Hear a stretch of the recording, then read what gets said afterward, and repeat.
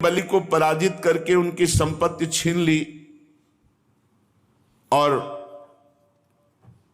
प्राण भी ले लिए।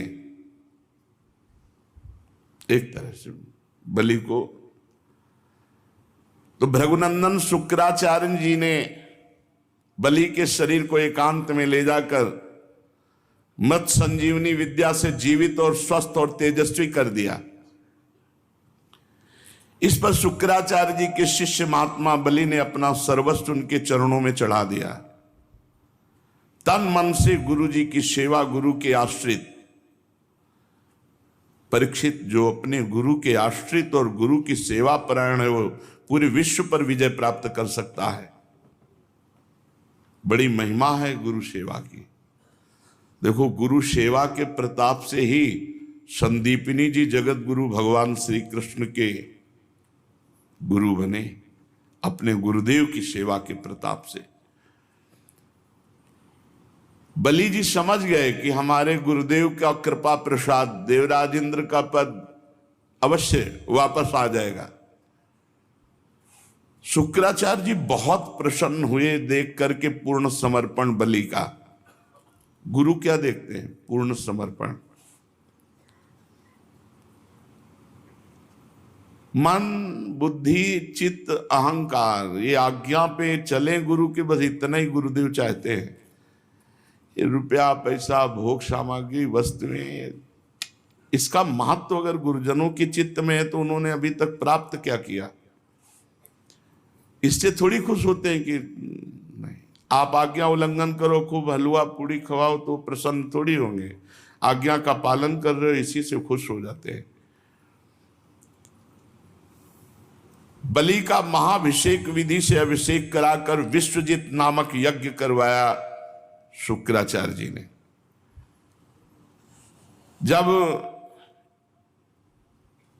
यज्ञ की विधि से हविष्यों के द्वारा अग्नि देवता की पूजा की गई तो यज्ञ कुंड में सोने की चद्दर से मढ़ा हुआ एक सुंदर रथ निकला। जब शुक्राचार्य जी ने यज्ञ करवाई तो बलि जी के सुरक्षा के लिए एक दिव्य रथ प्रकट हुआ और कवच और हरे रंग के घोड़े, सिंह के चिन्ह से युक्त रथ पर लगाने की ध्वजा।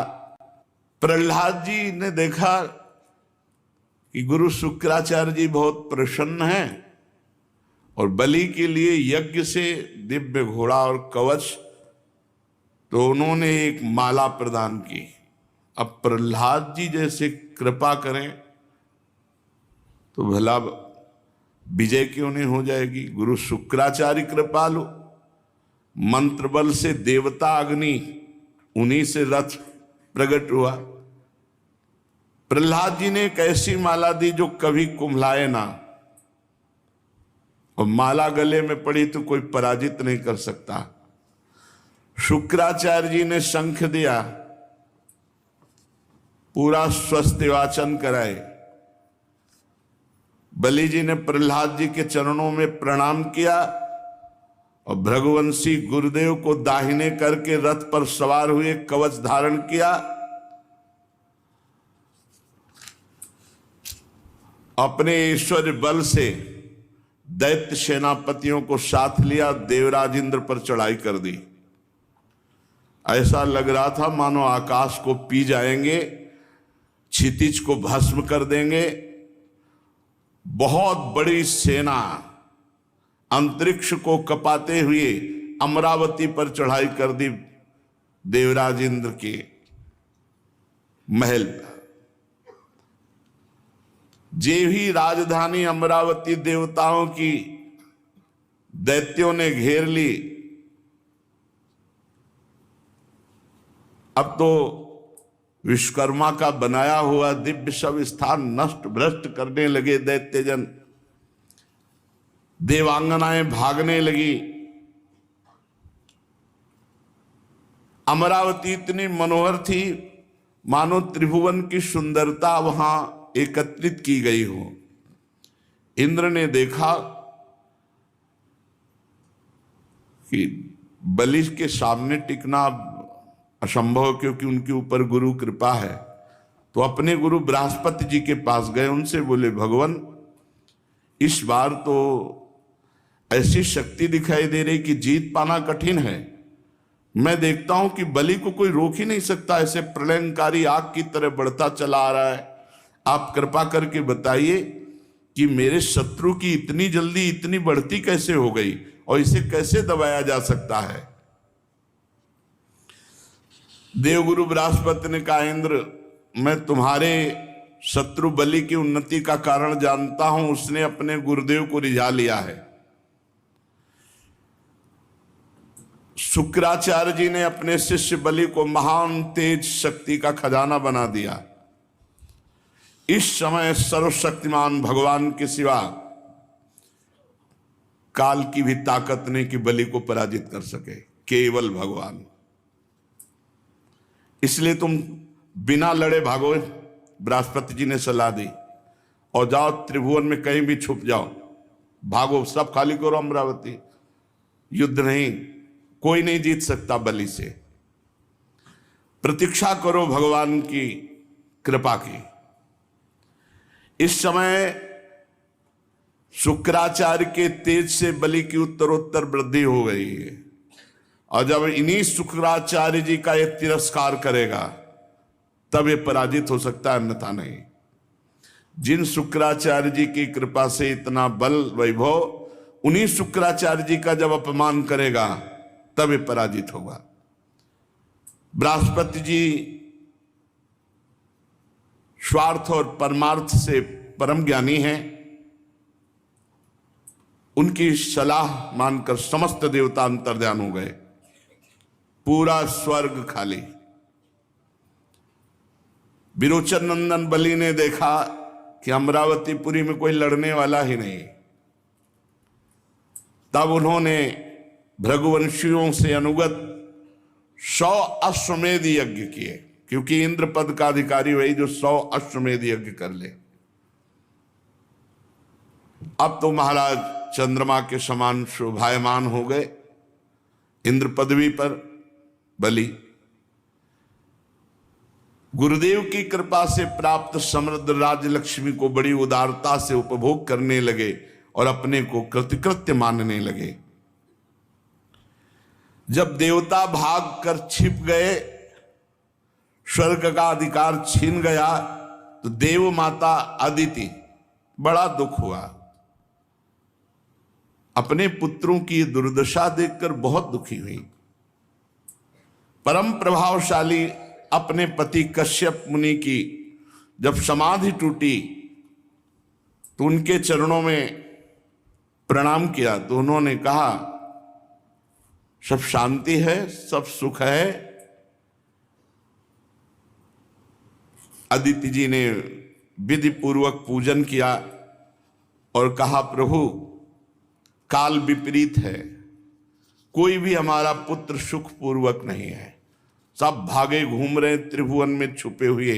इस समय अमरावती पर बलि का अधिकार है, हमारा कुटुंब पूरा उजड़ गया, हमारे प्रियजन सब उद्विग्न हैं। भगवान बस आपके सामने दासी यही कुशलता वर्णन कर रही है। मैंने आज तक कभी किसी का तिरस्कार नहीं किया, इसीलिए मैं देव माता कही जाती हूं। और आप जैसा महान तपस्वी मेरा पति हो और फिर मेरे पुत्रों को ऐसा दुख हो, प्रभु कोई उपाय कीजिए जिससे मेरे पुत्रों को पुनः स्वर्ग प्राप्त हो। इस प्रकार अदिति जी ने जब कश्यप जी से प्रार्थना की तो विस्मित होकर बोले, बड़े आश्चर्य की बात है, भगवान की कैसी प्रबल माया है। जब बात करो तो पंचभूतों से बने हुए इन्हीं शरीर की, पुत्र की, घर की, भगवान की किसी को परवाह नहीं। अरे प्रकृति से परे आत्म तत्व की कोई चर्चा नहीं करता। अरे समझो ना, यहां कोई किसी का पति है, ना पुत्र है, ना तो संबंधी है, ये मोह ही नाच नचा रहा है।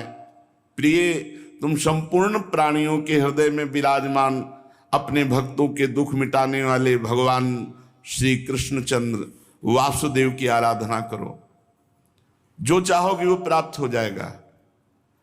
भगवान श्री कृष्ण की आराधना कभी व्यर्थ नहीं होती, इसके सिवा कोई उपाय नहीं है। अदिति ने पूछा, उपासना का स्वरूप क्या होगा? मेरे मनोरथ की पूर्णता होनी चाहिए, आप उपदेश कीजिए, मैं वो नियम धारण करूंगी। मैं बहुत दुखी हूं, मुझे ज्ञान नहीं, मेरे पुत्र स्वर्ग पर विराजमान हूं, मैं देखना चाहती हूं, मुझे आराधना बताइए, क्या आराधना करनी, मैं देव माता हूं। कश्यप जी ने कहा, देवी,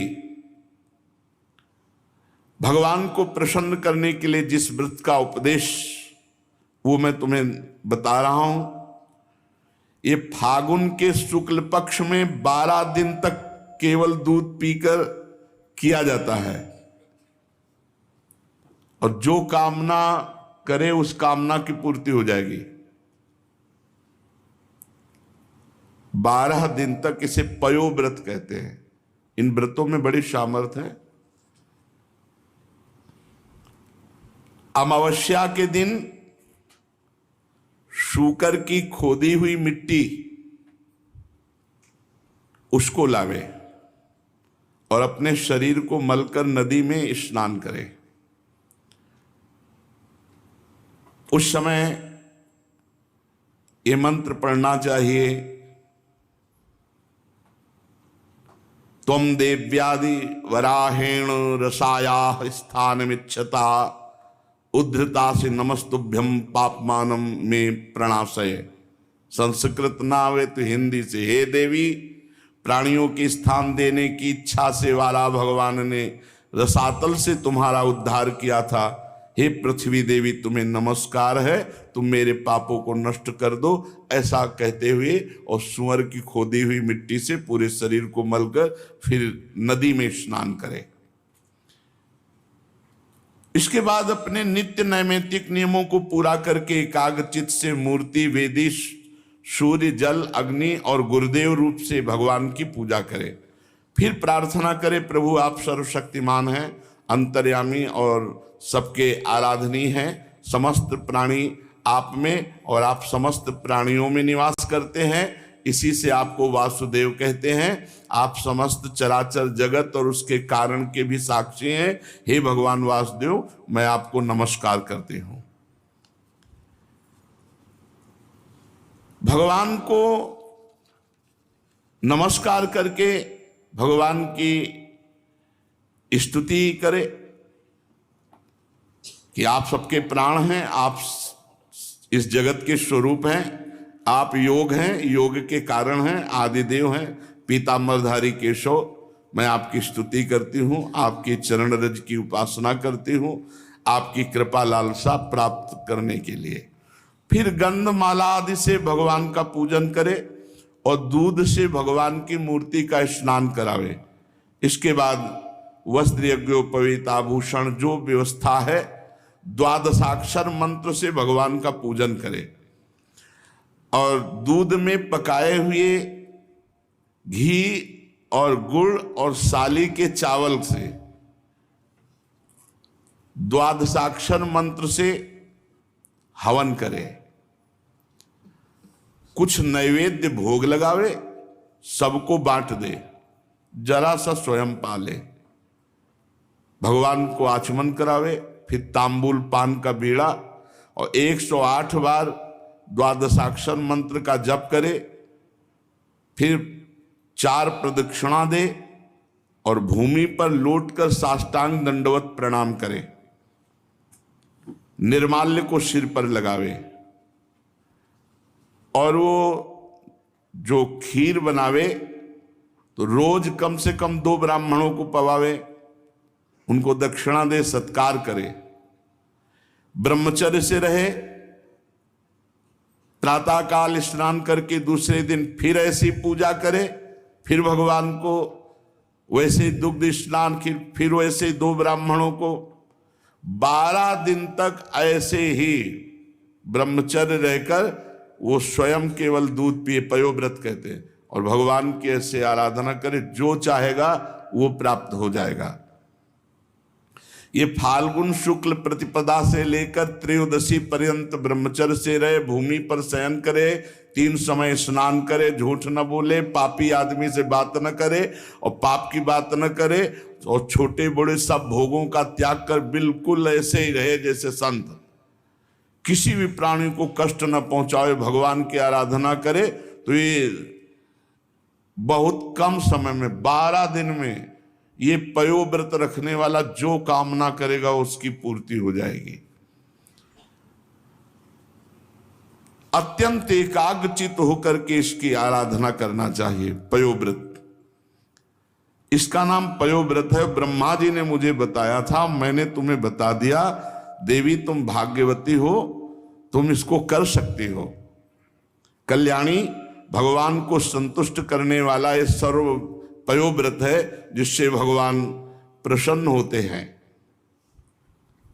परीक्षित अपने पतिदेव महर्षि कश्यप जी का उपदेश प्राप्त करके अदिति ने सावधानी से